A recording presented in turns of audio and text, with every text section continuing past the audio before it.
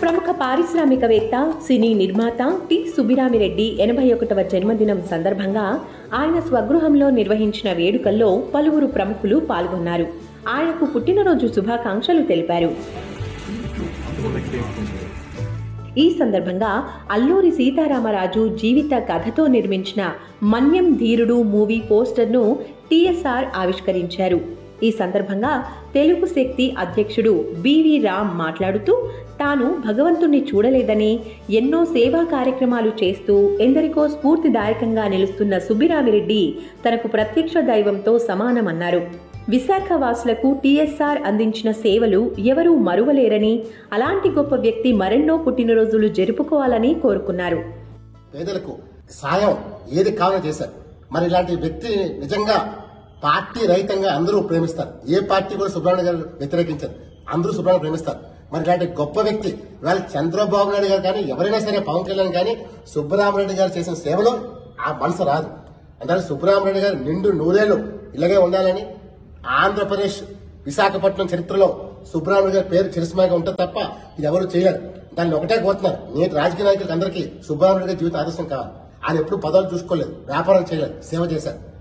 దయచేసి సుబ్బరామరెడ్డి జన్మ సందర్భంగా అందరూ ప్రజలు సేవ చేయమని కోరుతున్నాను. ప్రజల కోసం పనిచేయండి. ప్రజలే దేవుళ్ళు అని భావించే వ్యక్తి. అలాంటి సుబ్బరామరెడ్డి గారికి నేను నిజంగా చేయటం అదృష్టంగా భావిస్తున్నాను. ఆ మహానుభావుడు ఎప్పుడు చల్లగా ఉండాలి. ఈ రాష్ట్రాన్ని, ఈ దేశాన్ని కూడా సుబ్బరామరెడ్డి సేవ అవసరం మనం చేస్తున్నాం. జై హింద్. ఇకపోతే సుబ్బిరామిరెడ్డి 1943 సెప్టెంబర్ 17న నెల్లూరు జిల్లాలో జన్మించారు. చిన్నతనం నుంచే సినిమాపై ఉన్న ప్రేమతో చిత్రరంగంలోకి అడుగుపెట్టిన టీఎస్ఆర్ తక్కువ టైంలోనే ఎన్నో విజయవంతమైన చిత్రాలు నిర్మించారు. జీవన పోరాటం, స్టేట్ రౌడీ, గ్యాంగ్ మాస్టర్, సూర్య ఐపీఎస్ వంటి సినిమాలు ఆయన నిర్మించిన చిత్రాల్లో మైలురాళ్లుగా నిలిచాయి. కేవలం తెలుగులోనే కాకుండా ఇతర భాషల్లో కూడా చిత్రాలు నిర్మించి మంచి గుర్తింపు తెచ్చుకున్నారు. హిందీలో ఆయన నిర్మించిన దిల్వాలా, చాందిని వంటి సినిమాలు భారీ విజయం సాధించాయి. జన్మదినోత్సవం అందరికి వస్తుంటాయి, పోతుంటాయి.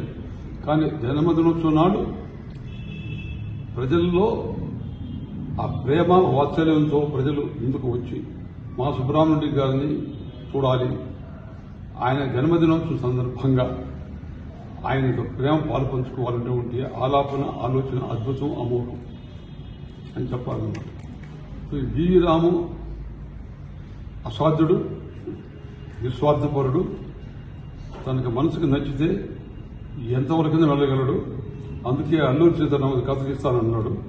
కానీ ఎటువంటి మనిషిని లెక్క పెట్టడు, డబ్బులు ఆశించేవాడు కాదు. నేను చూసిన అనుభవంలో ఎప్పుడు సొంతంగా ఏదో ఆశించలే. కానీ ఏదో సేవ చేయాలా, ఏదో చేయాలి, క్రియేట్ చేయాలా, ఒక సెన్సేషన్ అటువంటి వ్యక్తి బివి రామని నేను హృదయపూర్వకంగా అభినందిస్తున్నాను. ప్రాచీన భాషపై మమకారం చూపించే టీఎస్ఆర్ సంస్కృతంలో భగవద్గీత చిత్రాన్ని నిర్మించారు. ఇక రాజకీయ రంగంలోనూ రాణించిన టీఎస్ఆర్ ఉమ్మడి ఆంధ్రప్రదేశ్ నుంచి 1996, 1998లో లోక్సభకు ఎంపీగా ఎన్నికయ్యారు.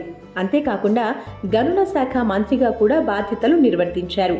కాంగ్రెస్ పార్టీకి ఆయన అందించిన సేవలకు గాను 2023 ఆగస్టు 20న కాంగ్రెస్ వర్కింగ్ శాశ్వత ఆహ్వానితుడిగా నియమితులయ్యారు.